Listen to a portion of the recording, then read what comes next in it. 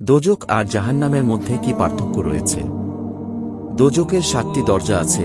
প্রথম দরজার নাম হল হাদিয়া। প্রথম দরজা দিয়ে মুনাফিকরা প্রবেশ করবে।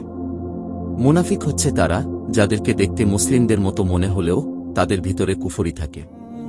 দ্বিতীয় দরজার নাম হচ্ছে জাহিম, যেখানে মুশরিক লোকেরা প্রবেশ করবে। মুশরিক হচ্ছে সেই মানুষগণ যাদের অন্তরে শিরক রয়েছে। তৃতীয় দরজার নাম হচ্ছে ছাকার। এই দরজা দিয়ে ওই মানুষগুলো প্রবেশ করবে যারা আকাশের দিকে তাকিয়ে বিশেষ কোনো আলোর পূজা করে। চতুর্থ দরজার নাম হচ্ছে লাজা। এই দরজা দিয়ে শয়তান এবং তার অনুসারীরা প্রবেশ করবে। পঞ্চম দরজা হচ্ছে হুদমা, যেখানে ইহুদিরা প্রবেশ করবে।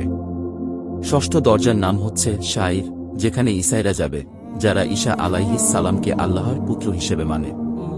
এবং সবশেষে সপ্তম দরজা হল জাহান্নাম, যেখানে হযরত মুহাম্মদ সাল্লাল্লাহু আলাইহিস সালামের গুনাহগার উম্মতেরা যাবে।